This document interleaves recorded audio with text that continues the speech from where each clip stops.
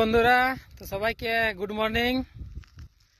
আর এই কি বলবো, কালকের থেকে এত ঠান্ডাটা বেড়ে গেছে আর মৌসুমটা এমন করেছে কি বলবো, পুরা দেখছি না একদম ধোঁয়া ধোঁয়া করে রেখেছি।